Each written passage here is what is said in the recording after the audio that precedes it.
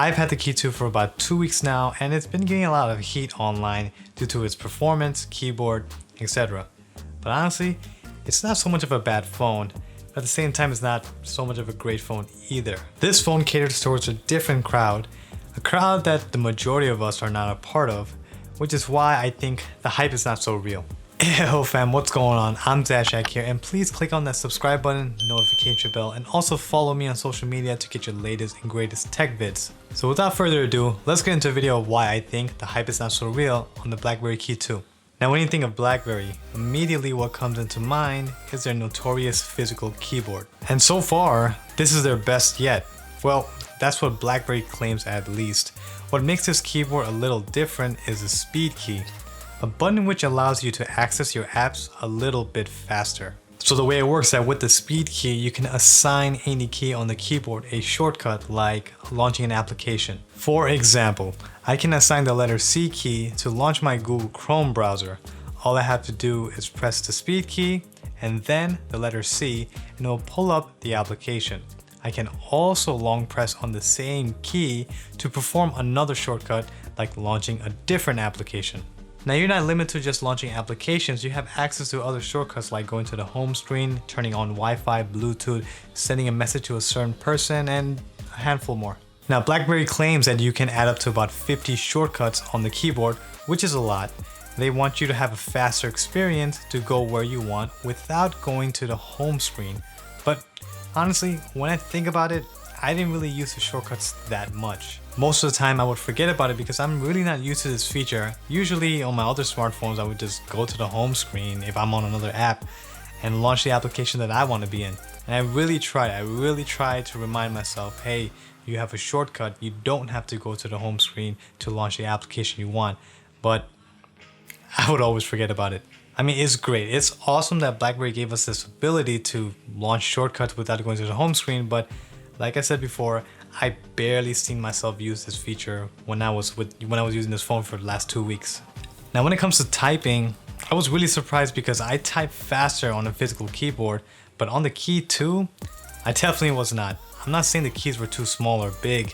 It was the perfect size, but I just couldn't get used to it because I'm so used to on-screen keyboards, and on-screen keyboards have been the norm for the past 10 years ever since the first iPhone came out. And you also do have shortcuts while typing. You can swipe up to add the suggested words to complete your sentences, swipe left to delete your words, swipe down to bring an on-screen keyboard for your symbols, and double tap and swipe left or right to scroll between the letters. And yes, with the physical keyboard, you can also pull up an on-screen keyboard, but it just looks weird because it defeats the purpose of owning this keyboard on this phone. I mean, why would I want to use an on-screen board if I have a physical keyboard?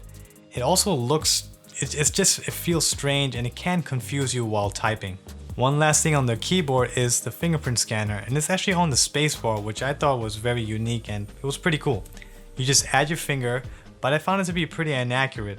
I found myself frustrated trying to unlock the screen, and just eventually I just went onto the pattern to swipe and unlock it. So far, I think the Key2 was probably the most inaccurate fingerprint scanner I've ever used on a smartphone, so that was just a little disappointing. Now back to shortcuts again, Blackberry added what they call a convenience key, which is a button right below the power button. It works just like the speed key I mentioned earlier, so it's basically another shortcut button but on the side. Now I really love this because I paired this button for Bluetooth, which toggles it on and off, so connecting to my headphones has become so much simpler. Something Samsung should have done with their useless Bixby button. No shade being thrown at all. But let's get to the design on this phone, and I gotta say, it's beautiful, man. Some of you guys may disagree because of the square shape and tacky keyboard, but honestly, I really gotta admit it, that this is the best design phone that I've seen in a minute. Behind the phone is a diamond grip non-slip textured back, but it's rubber. I wish it was leather like the good old Blackberry Bold days, but it still looks and feels nice in the hand. One of the biggest reasons why I love the design of this phone is because it looks like a business phone. It looks like I'm here to do work, and after that, I'm gonna go drive my expensive car. This is like the vibe that it's given me, and the all black model, it just looks very stealthy, very sleek and stealthy, the best I've seen yet. Like I said, this is my opinion, and you know, a lot of people may disagree, but to me, one of the best design phones I've seen in a long time. Now on the screen is a 4.5-inch Gorilla Glass 3 display, which is a little sucky because most flagship phones uses Gorilla Glass 4 or 5. It has an HD display with a resolution of 1620 by 1080 pixels, and videos were pretty nice to look at. Nice to look at meaning quality was good, but man, that keyboard though, it's just in the way, and it can become an eyesore because I'm coming from an infinity display on my Galaxy S9 Plus, so keep that in mind if you're ever considering this phone. But I eventually got used to it because, you know, I ain't really bougie like that. It's powered by a Snapdragon 660 processor with 6GB of RAM. But hold on, I know what you're thinking. Why doesn't it have the latest processor? It probably performs a little slow. Well, on this 4.5-inch display, I didn't have a huge problem scrolling through the apps and interface, but sometimes launching some applications or even turning on the phone may take a little longer than usual. It has a dual rear 12 megapixel lens with the main being at f1.8 aperture and the secondary at f2.6 with 2x zoom and portrait mode. The pictures weren't that impressive, colors were a little dull at times, kind of making the pics a little boring, but sometimes man, a little too much contrast on the pictures. I mean, the photos don't come out that bad, but for the price that you're paying for on this phone, I did expect better. Portrait mode was average, sometimes it gets the edges right, but at other times, the bokeh effect would be completely off. I feel like it doesn't know what to focus on because it keeps part of the background on focus. But what's really bad are low light shots. Once again, it lacks a lot with the colors, and when you compare it to the S9 Plus, it's like night and day. It has a tough time keeping out the color and how dark the environment really is. You can record up to 30 frames on 4K, and I didn't think it was so bad, except the fact that it was so jittery and jumpy due to the lack of OIS, so that did also suck. Front-facing camera is pretty basic, it's one lens at 8 megapixels.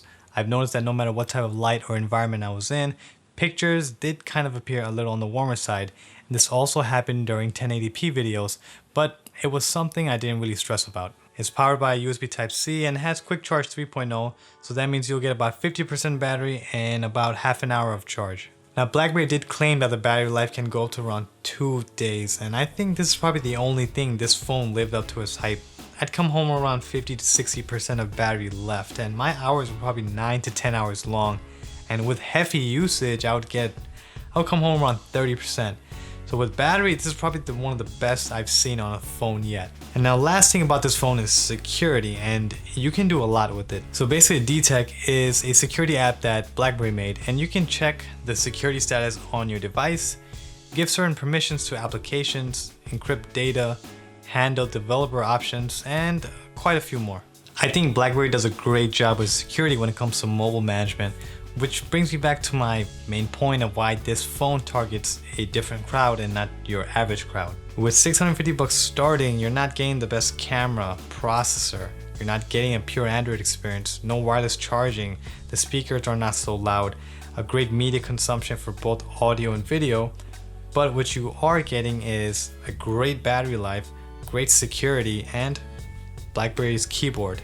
This is why I say don't believe the hype of this phone being a great phone for the average consumer, because the average consumer mostly worries about media consumption, and this phone is mostly for a business person and for work. Bottom line is pass on this phone, save your money, get the OnePlus 6 instead for a cheaper price. But if you want a phone with an enterprise experience, a great battery, or honestly if you just really want a physical keyboard, that's all you want, this is definitely the phone for you. So that's all we have for this review. Please help me out and like, share, and finesse on that subscribe button. And fun fact number 31, in space, astronauts can cry because there's no gravity, and tears cannot flow. So thank you for watching. I'm Zashak, stay tech strong, and deuces.